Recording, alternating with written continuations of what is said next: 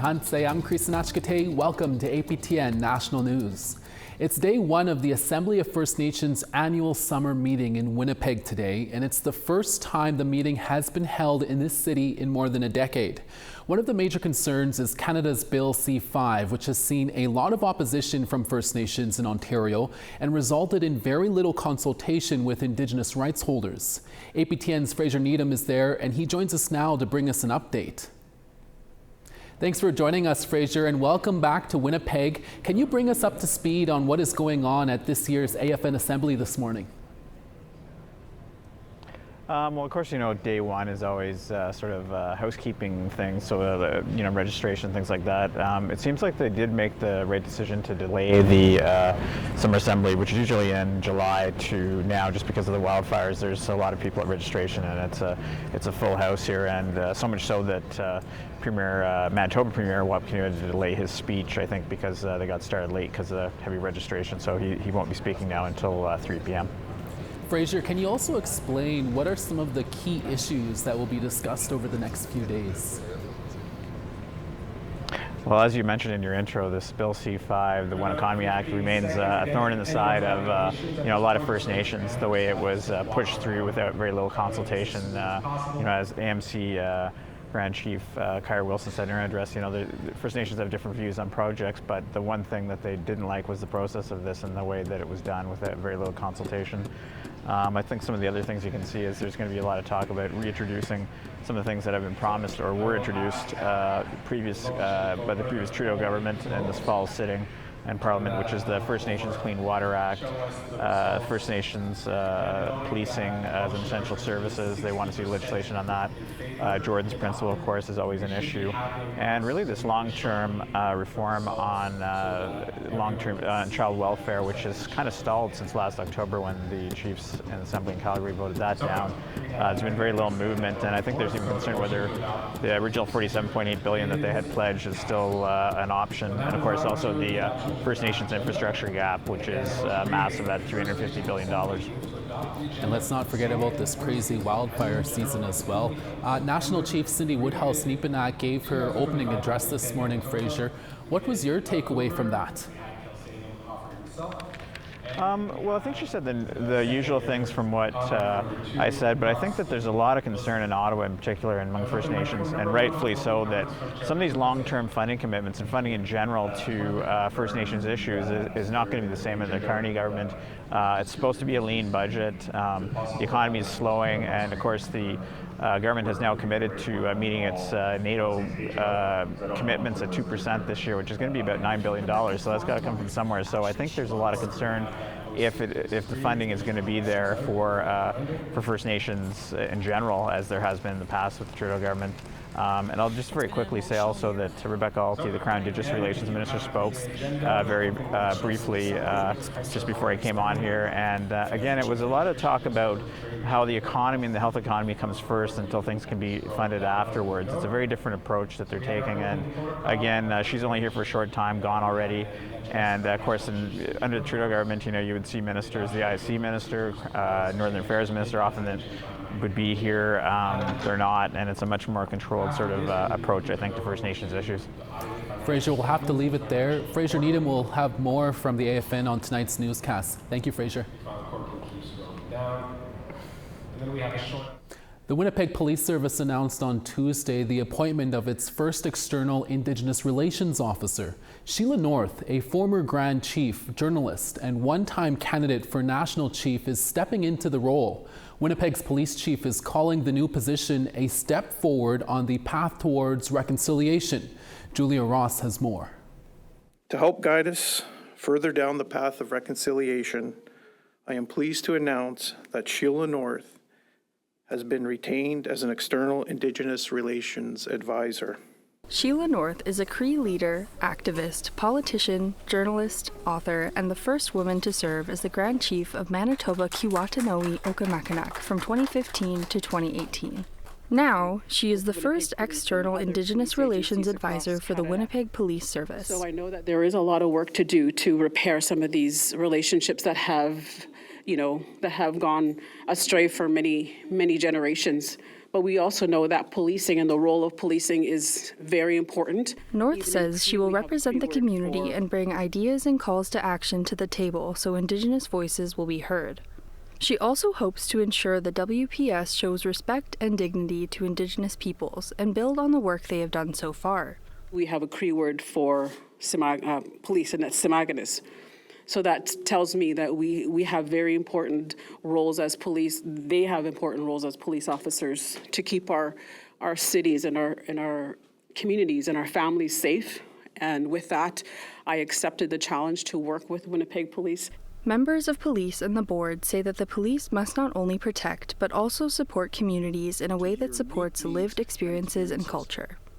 We are confident that with the guidance of Ms. North, the Winnipeg Police Service will continue to make strides in achieving a strong, respectful, and inclusive approach to policing in Winnipeg. Meaningful reconciliation is ongoing, and it requires action, dialogue, and partnerships, such as we're witnessing today. We are committed to strengthening relationships with Indigenous communities and leaders.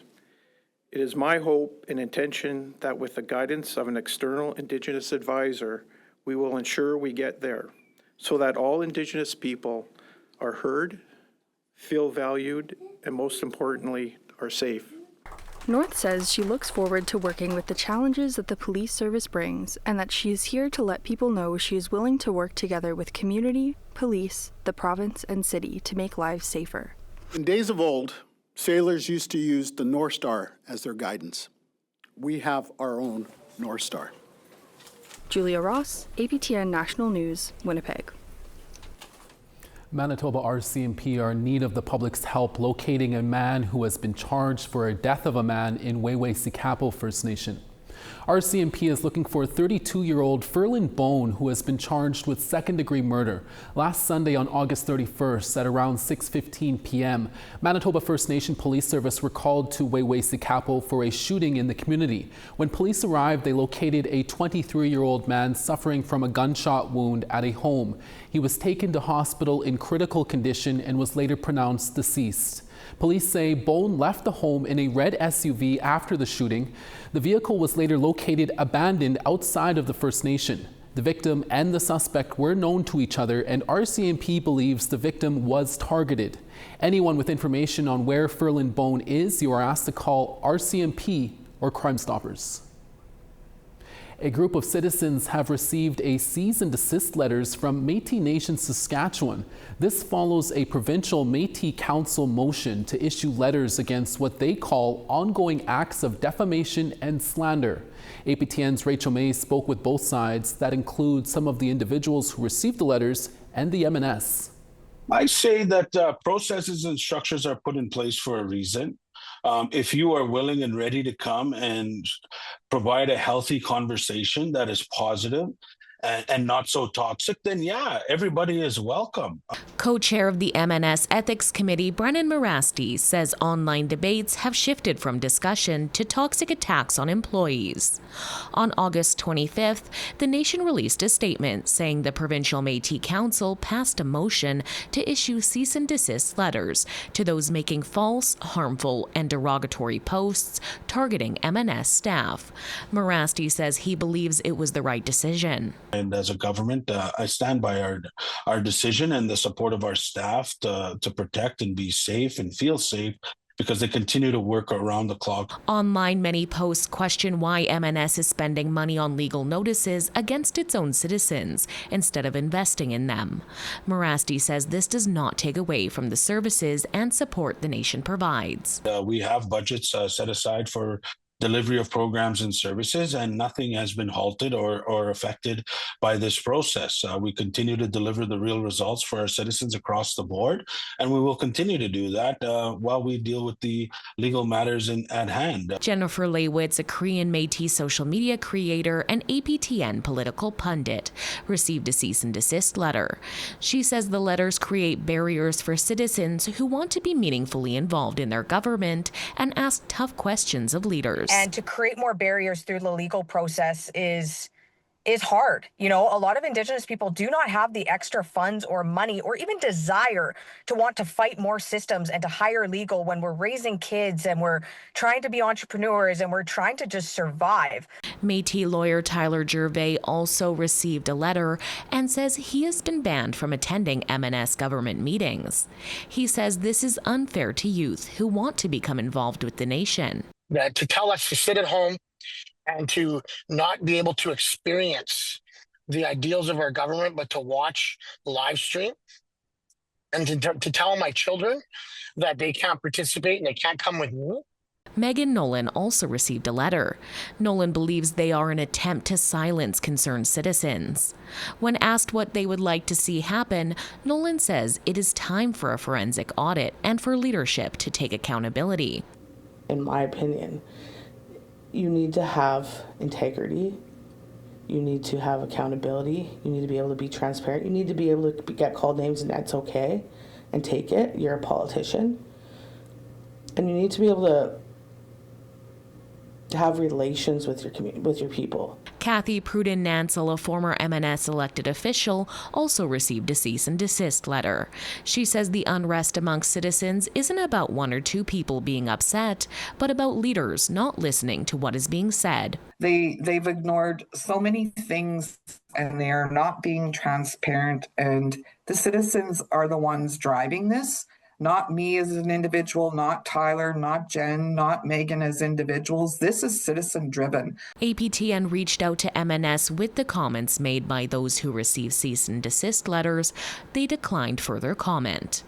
MNS is having their next Métis Legislative Assembly on September 6th and 7th at Prairieland Park in Saskatoon.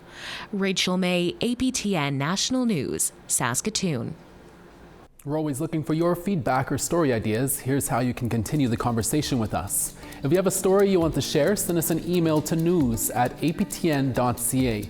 And to read and watch our stories, go to aptnnews.ca. You can also find us online on your favorite social media sites, including TikTok, YouTube, LinkedIn, and X. Follow APTN News to join the conversation and see our latest stories. We have more news after the break. Stay with us. We'll be right back.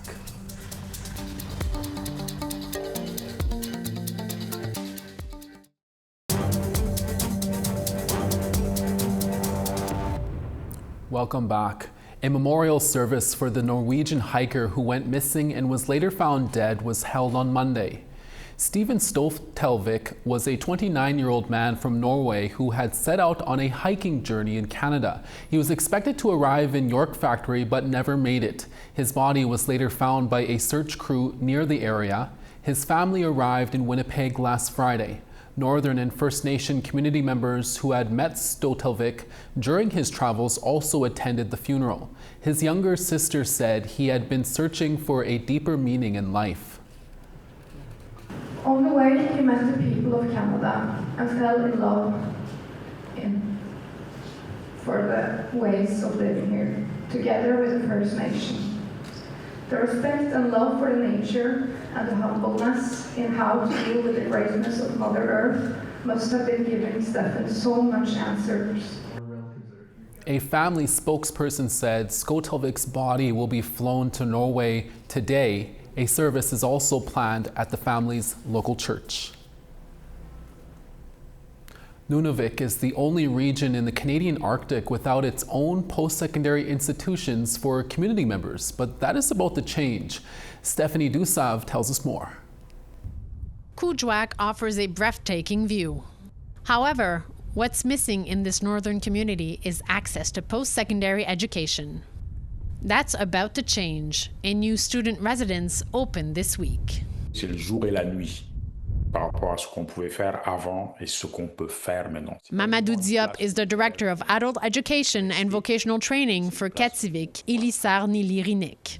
He says that the members who wanted to continue their studies had to leave their community. Les gens n'aient pas à se délocaliser pour aller au sud. Quand je dis le sud, là, c'est les régions urbaines, pour pouvoir continuer leurs études, se déraciner, se retrouver dans une grande ville qu'on ne maîtrise pas trop. The new residence can accommodate 84 people. It was designed with the realities of family in mind, recognizing that many students are parents. Donc, on a des chambres familiales qui sont vraiment flexibles, ou avec une kitchenette, avec une chambre parentale, une chambre pour les enfants. Il y a un living room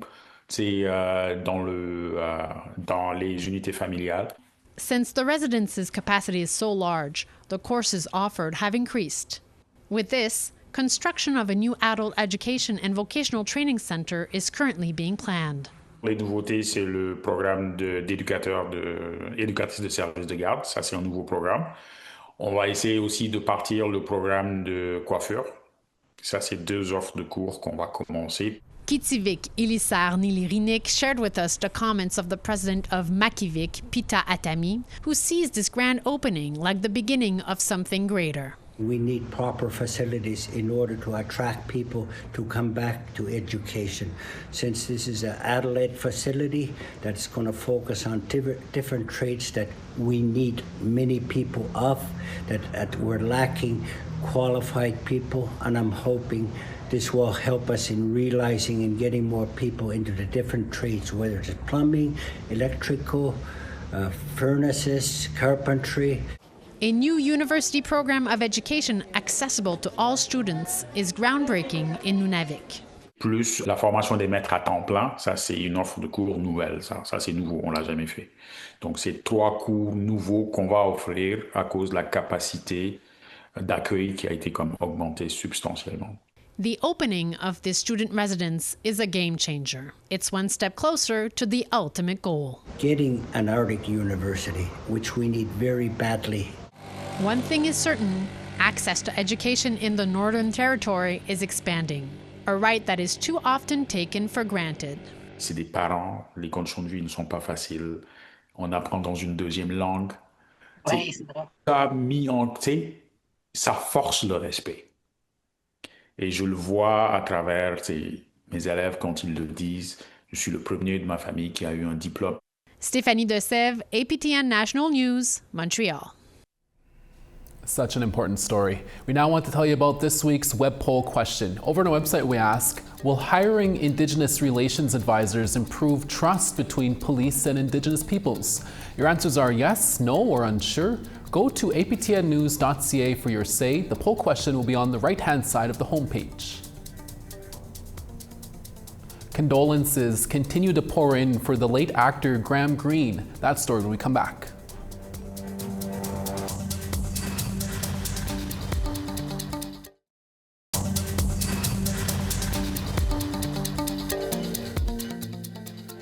Thanks for staying with us. Charlottetown 23, Halifax 20 and sunny. Cartwright 13, Nain rain and 7. Saguenay 21, Quebec City 23 and sunny. Sun's out in Toronto at 22, Ottawa 23. 5 in Big Trout Lake, Thunder Bay rain and 7. Puckatawagan 10 and sunny, Thompson 6. Winnipeg 9, Dauphin rain and 9. Regina 9, Saskatoon 10. Uranium City 11, Meadow Lake 11 and partly cloudy. Fort McMurray 16, Peace River 20. 23 in Lethbridge, Calgary 19. Tofino 19, Vancouver 23. 27 in Smithers, Prince Rupert 14 and Smoky. Beaver Creek 23, Watson Lake 23. 17 in Watee, sunny and Yellowknife at 15. Sax Harbor 6, Polituck 13. 8 in rain in Baker Lake, Chesterfield 10. And Iqaluit 3, Arctic Bay -3 in rain. The late actor Graham Greene has a legendary career, and as APTN's Tina House reports, he has had a huge impact on actors and artists in music, film, and television. Can we make you see the light? We are red, we will not be white. Six Nations bluesman Murray Porter is playing a song today in honor of his friend, the late Graham Greene, who passed away after a long battle with illness. For Porter, he says Graham, who was also from Six Nations, was a trailblazer, and he was honored to know him for over 4 decades. It's been a great time to know Graham because he was such a prankster. Always joking, and having fun, and he changed the face of Native television and movies. He was a trailblazer. That's what I would say. In one sentence, a trailblazer, that's what he was. He started the whole thing for all of us. Graham Greene was Oneida from Washweekend on the Six Nations Reserve in Ontario and was born on June the 22nd, 1952. After working several odd jobs, including as an ironworker, welder and carpenter, and audio engineering, he then found his true calling, acting. He's a founding member of Native Earth Performing Arts, but it was his character as Kicking Bird in Dances with Wolves in 1990 that really made him famous, for which he was nominated for an Academy Award for Best Supporting Actor. And some of his television credits include North of 60 and Dudley the Dragon, which awarded Greene 2 Gemini Awards. Greene was also the recipient of several Best Actor awards for his roles on Skins. Fellow actor Dakota House worked with Graham over the years. He has been one of the founding greats who really kicked the doors open for our people in the film industry, and to have someone who's been nominated for an Academy Award and just the vast amount of work that he has done as some of the biggest stars out there. It's just been phenomenal to have known him. Throughout his iconic career, Greene was given a star on Canada's Walk of Fame. He was also honored with the Canadian Screen Award, Grammy Award, Dora Maver Award, and the Governor General's Performing Arts Award, along with the Order of Canada in 2016. And it was so saddened to hear about Graham, and such a shock to me. We had just chatted a couple of days ago on Facebook, and he never said anything about him being sick all this time. He kept it to himself. And then next thing you know, he's gone. He leaves behind his wife Hillary and 2 children, Lucy and Francis. Graham Greene was just 73 years old. Tina House, APTN National News, Vancouver. Our sincerest condolences to Graham Greene's family. And that's your daytime newscast for this Wednesday. We're back in a few hours for your evening newscast. Please join us then. From all of us at APTN National News, thank you for watching, and we'll see you again. Excellent.